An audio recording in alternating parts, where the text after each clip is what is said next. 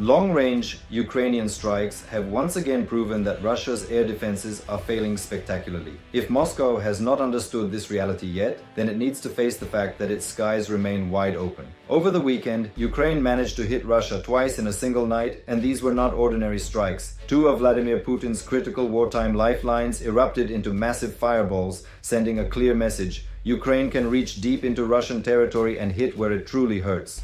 On August 24th, Euromaidan press confirmed that Ukraine launched a coordinated overnight strike targeting two key Russian facilities. The first was the Ust-Luga port in Leningrad Oblast, one of Russia's most important energy export hubs. As if this were not enough, Ukraine followed up with another blow against the Syzran oil refinery in Samara Oblast, setting yet more refined oil ablaze. Ust-Luga is vital for Russia's trade, as it processes gas condensate and refined fuels and operates with the help of Moscow's shadow fleet.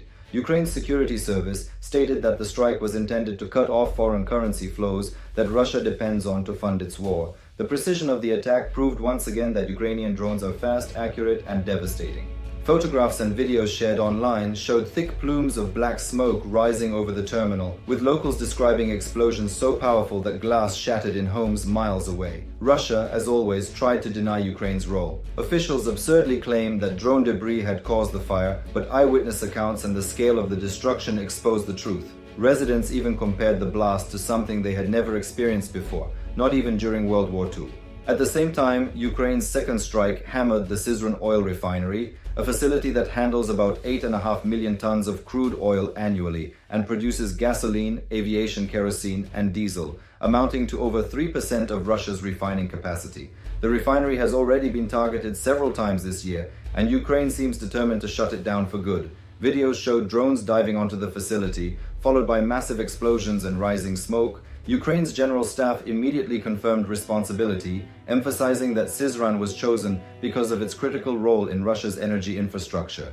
The strikes caused more than just destruction. Civilian air traffic was disrupted, forcing the temporary closure of St. Petersburg's Pulkovo airport after 95 drones were launched across 12 regions. Even though the airport itself was not targeted, the threat alone was enough to ground flights. This highlights how Ukraine's drone campaign creates both direct and indirect pressure on Russia. Financially, the blow is severe. Russia has poured billions of rubles into Ust-Luga, with major expansion plans funded partly by its National Wealth Fund, which is expected to run dry by 2026. Now Ukraine has shown it can cripple that investment in a single night. Meanwhile, repeated refinery strikes have already forced Russia to shut down 13% of its refining capacity, leading to fuel rationing on islands such as the Kurils and even gasoline imports from Belarus. These problems may soon spread to the Russian mainland, threatening both civilians and the military's ability to keep its tanks and vehicles moving.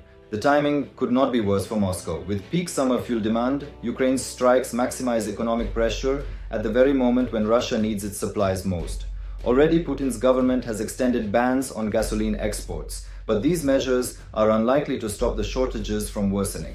Beyond the battlefield, Ukraine's campaign damages Russia's reputation as a reliable energy exporter. International customers are beginning to doubt whether Moscow can safeguard its own infrastructure, potentially pushing them toward alternative suppliers such as the United States, Saudi Arabia, or Norway.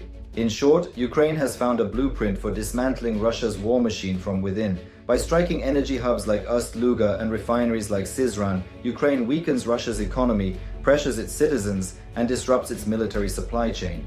On August 24th alone, two enormous fireballs lit up the night sky, symbolizing just how vulnerable Russia has become. And with Ukraine carrying out dozens of deep strikes in recent weeks, it is clear that more attacks are coming. For Moscow, the war is no longer confined to Ukraine. It is burning inside Russia itself.